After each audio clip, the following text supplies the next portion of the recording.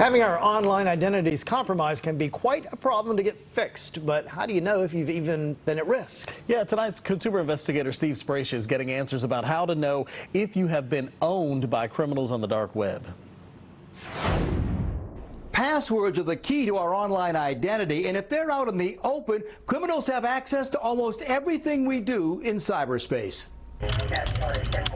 They call it pwned. That's cyber slang for an account whose credentials have been compromised by hackers, and most of us have no idea if we've been pwned. Have you ever been the victim of a data breach? No. How do you know?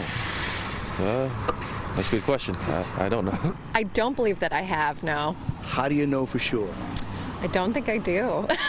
Now there's a quick, easy way, a website called Have I Been Pwned? I gave it a try. You type in your email address to find out. So, first I used what I believe was a secure email address for me. The website told me, yes, I was in the clear for that account. Then I plugged in an email address for a relative.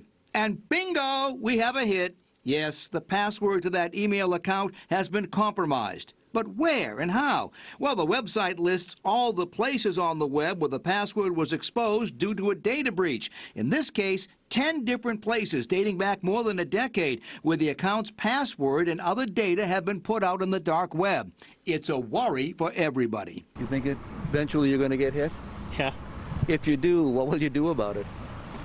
That's a good question. I'm not really sure. Here's how to be sure. Be proactive. If you find you've been the victim of a breach, cut the criminals off at the electronic pass. Change your email login immediately. Then, never use your email password for any other account. And for safety, never use the same password for multiple accounts. And keep track of it all by using a password manager to remember your passwords. Meanwhile, the FBI says it'll be contributing compromised passwords to the Have I Been Pwned website. Why is that significant? Well, the feds have access to a lot of breaches that we in the general public don't know about. If you'd like to get to that website, well, I put a link in my web story to get you there quickly. Working for you, I'm consumer investigator Steve Spraccia.